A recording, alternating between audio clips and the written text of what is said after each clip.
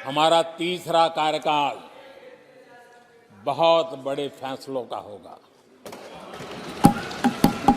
ये भारतीय वज़ीर-ए-आज़म नरेंद्र मोदी का मुश्तरका बयान। जैसे हमने आर्टिकल 370 हटाया, वैसे ही पाकिस्तान साइड कश्मीर को भी इंडिया का हिस्सा बनाएंगे, जिस पर पाकिस्तान को सख्त तहफ़्फ़ुज़ात हासिल हैं। आपने एक टर्म सुनी होगी भारत के हवाले से या दुनिया के बड़े मुल्कों के हवाले से, जो हम बात करते हैं, जिनकी नेवीज को कहा जाता है फौजी एतबार से कि blue water navy's. General Qamar Javed Bajwa ने ये स्टेटमेंट दी थी अहमद मीर को जी, कि हमारे जो टैंक है वो इस काबिल नहीं है कि हम जो है वो इनको कंट्रोल कर सकें। उनमें इंडिया तेल डालने के लिए, उनके अंदर तेल डालने के लिए हमारे पास जो पैसे नहीं है। ठीक है। तो आप यहाँ से उनकी मेंटालिटी का अंदाजा लगा सकते हैं। पाकिस्तान का दिफाई बजट यानी डिफेंस बजट पाकिस्तान के बजट का मेजर सेगमेंट खा जाता है। मगर ये देखें ना नाजिया कि हमारे यहाँ बहुत से लोगों ने, जिसमें जर्नलिस्ट भी शामिल हैं, कई लोग शामिल हैं, इवन पॉलिटिशियंस शामिल हैं, हम लोगों ने देखा कि किस तरह से काम हुआ भारत में, किस तरह से क्या कुछ चेंज आया है। तो मोदी जी के बारे में बहुत से लोगों की राय बदली है। फिर ये सऊदी अरेबिया, यूएई, ये क्यों इन्वेस्टमेंट वहाँ पे करते हैं? ओआईसी के जो मेंबर हैं क्यों वहाँ कश्मीर में जाके क्यों इन्वेस्टमेंट कर रहे हैं? मतलब ये मुसलमान नहीं है। लेकिन आप देखें कि इंडियन जो लीडरशिप है, पॉलिटिशियंस, स्टेट, उनका foreign office, ministry for external affairs, continuously एक काम कर रहे हैं with the support of the media. They are targeting Pakistan immediately, हर फोरम से वो टारगेट करते हैं। लेकिन मजाल है कभी पाकिस्तान की हुकूमत, जो पार्लियामेंट की बात करूँगा। हेलो फ्रेंड्स, जय हिंद। हिंदुस्तान स्पेशल में आपका स्वागत है दोस्तों। प्राइम मिनिस्टर नरेंद्र मोदी ने सोमवार को लोकसभा में ऐसा भाषण दिया कि जिससे पड़ोसी देश में भी खलबली मची हुई है। इस दौरान उन्होंने कहा कि एनडीए का तीसरा कार्यकाल आना तय है। उन्होंने कहा कि तीसरे कार्यकाल में बहुत बड़े फैसले लिए जाएंगे। प्राइम मिनिस्टर मोदी ने कहा, हमारा तीसरा कार्यकाल बहुत बड़े फैसलों का होगा। मैंने लाल किले से कहा था और राम मंदिर प्राण प्रतिष्ठा के समय भी दोहराया था कि देश को अगले 1000 वर्षों तक समृद्ध और सिद्धि के शिखर पर देखना चाहता हूं। तीसरा कार्यकाल अगले 100 वर्षों के लिए एक मजबूत नींव रखने का कार्यकाल होगा।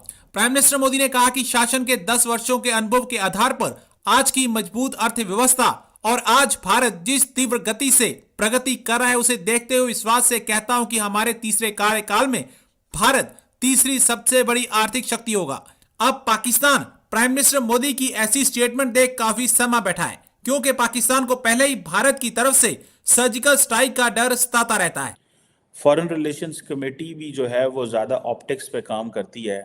लेकिन आप देखें कि इंडियन जो लीडरशिप है, पॉलिटिशियंस, स्टेट, उनका foreign office, ministry for external affairs, continuously एक काम कर रहे हैं with the support of the media. They are targeting Pakistan immediately, हर फोरम से वो टारगेट करते हैं। लेकिन मजाल है कभी पाकिस्तान की हुकूमत, जो पार्लियामेंट की बात करूँगा, हुकूमत तो ज़ाहिर बात है कुछ ना कुछ करती रहती है जब भी बैठती है।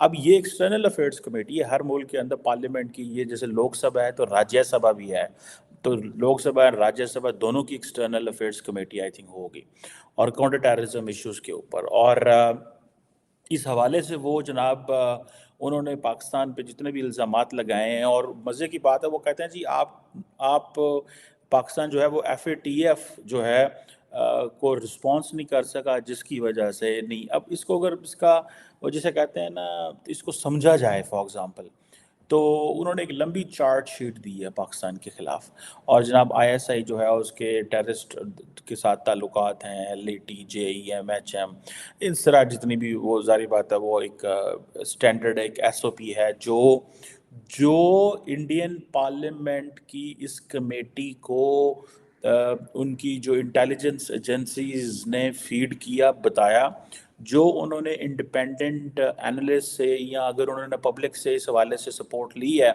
उनसे पूछा, उसने कमेटी ने रिकमेंडेशंस दे दी।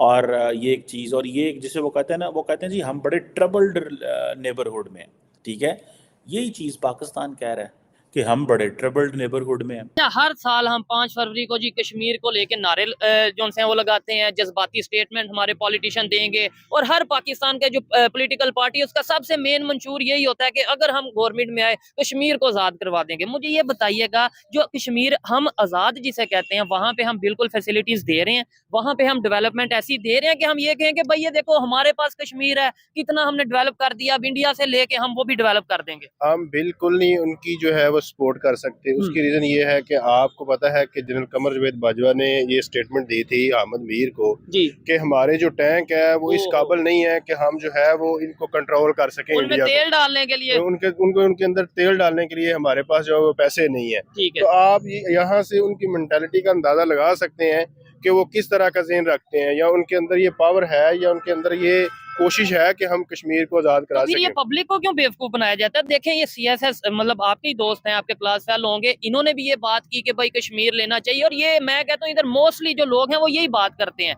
मैं कहता हूँ हमारा इंटरनेशनल लेवल पे जाके स्टांस कुछ और होता है, पब्लिक को हम कुछ और तरीके से बेवकूफ बनाते हैं। उन्होंने ईस्ट पाकिस्तान का जो हाल हुआ देखा है ना, उससे वो बड़े मुतासर हो गए। उन्होंने कहा है कि अगर ये इन्होंने ईस्ट पाकिस्तान के ये हाल किया, आप देखें सर्च लाइट ऑपरेशन जो इन्होंने किया है उसमें आप देखें कितना जुल्म किया है, और इसमें सारी इक़्तिदार की जंग है। पहले दिन से इन ब्यूरोक्रेट्स को और इन जनरलों को इक़्तिदार के चस्के लेने की आदत पड़ गई है। ठीक है, और ये कभी भी पब्लिक को बेवकूफ बनाने की पब्लिक आदत को पड़ गई बेवकूफ है। बना रहे हैं, पब्लिक को बेवकूफ बना रहे हैं। एक बंदा जो है वो सारी देखें सारी माफिया एक बंदे के सामने खड़ी हो गई है और उसको कटेल करने की कोशिश कर रहे हैं, और नहीं हो रहा। आप देखें क्या क्या इन्होंने हथकंडे इस्तेमाल किए हैं इमरान खान को कटेल करने के लिए, उसकी पार्टी के ऊपर क्या क्या मुजालिम किए हैं।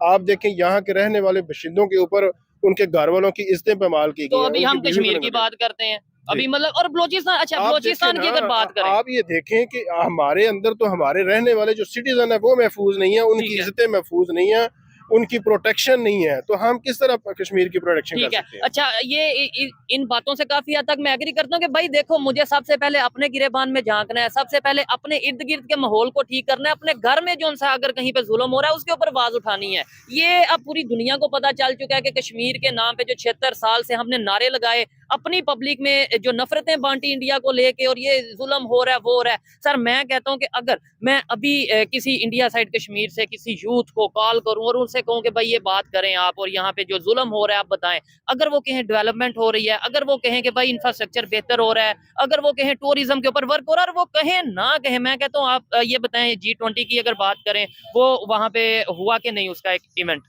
देखें इसमें सबसे पहली बात यह कि जहाँ वो इंफ्रास्ट्रक्चर कर रहे हैं, डेवलप कर रहे हैं, उसके पीछे एक रीजन है। उसकी रीजन ये है कि इंडिया ने सबसे पहले ये स्टेटस क्यों खत्म किया है 370 और 35 है। उसकी बड़ी वजह यह है कि इंडिया यूएनओ की जो सिक्योरिटी काउंसिल है उसका परमानेंट मेंबर बनना चाहता है, और परमानेंट मेंबर वो बन सकता है कि जिसका कोई भी डिस्प्यूटेड एरिया ना हो, तो डिस्प्यूटेड इशू ना हो बॉर्डर का, तो वो इसको खत्म करके परमानेंट मेंबर बनना चाहता है। और जो बात डेवलपमेंट तो ये उनके अपनी कंट्री के लिए वो बेहतर कर रहे हैं ना, मतलब ये है कि अगर वो परमानेंट मेंबर बनना चाहते हैं तो हम कहेंगे इसलिए उन्होंने ये आर्टिकल 370 हटा दिया, तो ये कोई लॉजिक तो नहीं ना है। वो उन्होंने अगर बनना है तो उनका राइट है। वो देखिए इसकी इशू ये है कि जो उनका ऑफिशियल स्टेटस है कश्मीर का, वो खत्म करने के बाद कि जो उधर मुसलमानों को जो राइट, मुसलमानों ख्याल से पाकिस्तान साइड कश्मीर में जो फैसिलिटीज दी जा रही हैं, जो डेवलपमेंट हो रही है, वो सब कुछ बेहतर है?